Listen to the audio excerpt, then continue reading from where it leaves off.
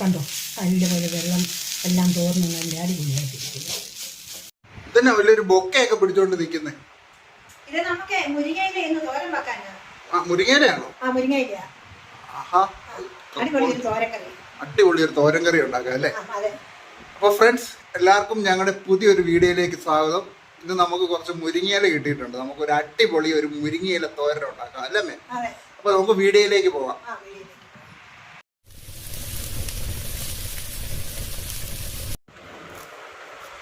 ഇതെല്ലാം പറിച്ചെടുക്കണോ അമ്മേ? നമ്മളൊക്കെ ഇത് ഈ തണ്ട നമ്മ ഇങ്ങനെ ഊരിയിടുന്ന കണ്ടോ?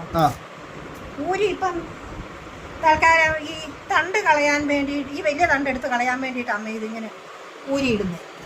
ഇനി നമുക്ക് ഇതിന്റെ തണ്ട് കളയണം. ഇങ്ങനെ ഇതുണ്ടോ ഇങ്ങനെ.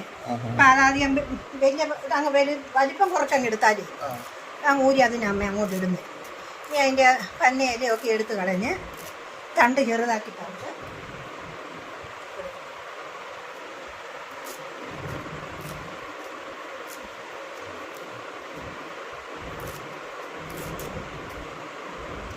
ഫ്രണ്ട്സ്, നമുക്കപ്പോൾ ഇത് മൊത്തം ഒന്ന് ശരിയാക്കിയിട്ട് കാണാവേ.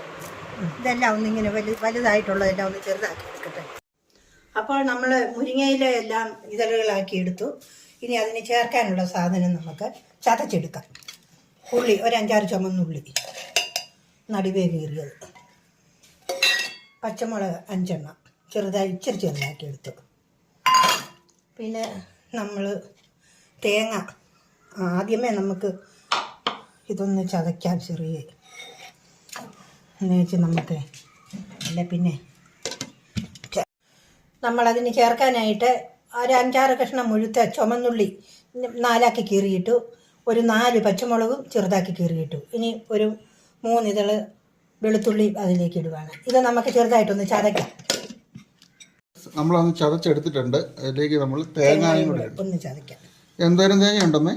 ഇത് നല്ലൊരു ഒരു സാമാന്യം ചെറിയൊരു തേങ്ങ മുട്ടുണ്ട്.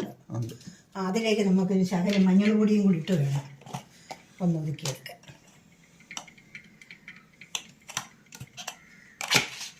അപ്പോൾ നമ്മൾ തീ കത്തിക്കാൻ പോവുകയാണ്. തീ കത്തിച്ചു, പാത്രം അടുപ്പിൽ വെച്ചു. പാത്രം ചൂടാകുമ്പോൾ നമുക്ക് അതിനകത്തേക്ക് ശകലം വെളിച്ചെണ്ണ ഒഴിച്ച് കൊടുക്കാം.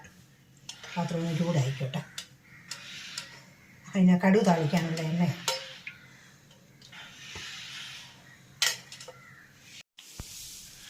നമുക്ക് കടുകൂടെ ഇട്ട് കൊടുക്കാം.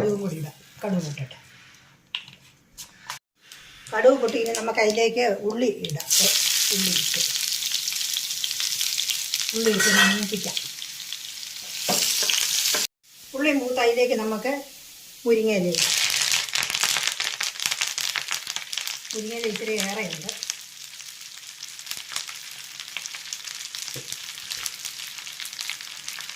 നമ്മൾ മുരിങ്ങ ഓടിച്ചത് കാരണം ഇത്തിരി ഏറെ ഒഴിച്ചു കൊടുത്തു.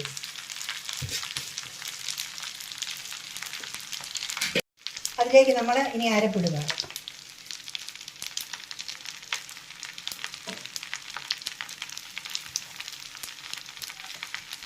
അരപ്പിന് നമുക്ക് വിതറി കൊടുക്കണം.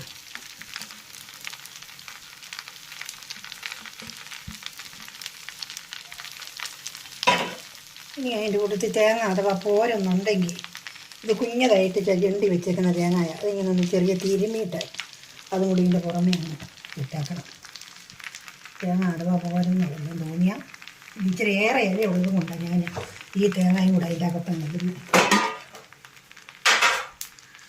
ഉപ്പ് ഇത്രയും ഉള്ളത് കാരണം 1 ടീസ്പൂൺ നിറച്ച് ഉപ്പ് പൊടി ഇടുവാണ്. എന്നിട്ട് നമുക്ക് പോരുന്നുണ്ടെങ്കിൽ വേവാകുമ്പോൾ ശകലം പൊടി ഇടുക.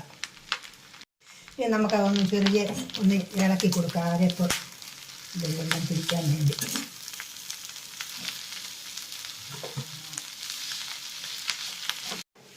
ഇനി നമുക്ക് ഇതൊന്ന് ചെറുതായിട്ട് കൂട്ടി അടച്ചു വെക്കാം.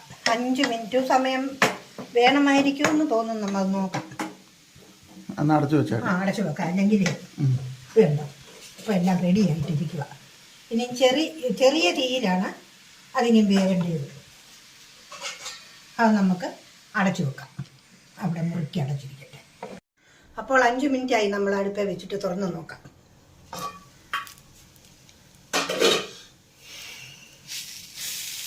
കണ്ടോ നല്ലപോലെ വെള്ളം എല്ലാം തോർന്ന് നല്ല അടിപൊളിയായിട്ടിരിക്കുന്നു. സൂപ്പറായില്ലേ? പിന്നെ ഇത് കണ്ടോ ചട്ടിയുടെ അടി ഉണ്ടോ കണ്ടോ വെള്ളമായി ഒന്നുമില്ല. ഇത് നല്ല സൂപ്പറായി. ഫ്രണ്ട്സ്, അപ്പോൾ നമ്മുടെ മുരിങ്ങയില തോരൻ കണ്ടില്ലേ? അപ്പോൾ എല്ലാവരും ഇതുപോലെ ഒന്ന് വെച്ച് നോക്കണേ. ഞങ്ങളുടെ ചാനൽ എല്ലാവരും ഒന്ന് സപ്പോർട്ട് ചെയ്യുക, സബ്സ്ക്രൈബ് ചെയ്യുക, നിങ്ങളുടെ ഫ്രണ്ട്സിനെല്ലാം ഒന്ന് ഷെയർ കൂടെ ചെയ്ത് കൊടുക്കണേ. അപ്പം അടിപൊളി മറ്റൊരു വീഡിയോ ആയിട്ട് തിരിച്ചു വരുന്നതായിരിക്കും, ഞങ്ങൾ വരുന്നതായിരിക്കും ഫ്രണ്ട്സ്. Okay okay. വെരി ഗുഡായി, ഒരു പ്രശ്നവും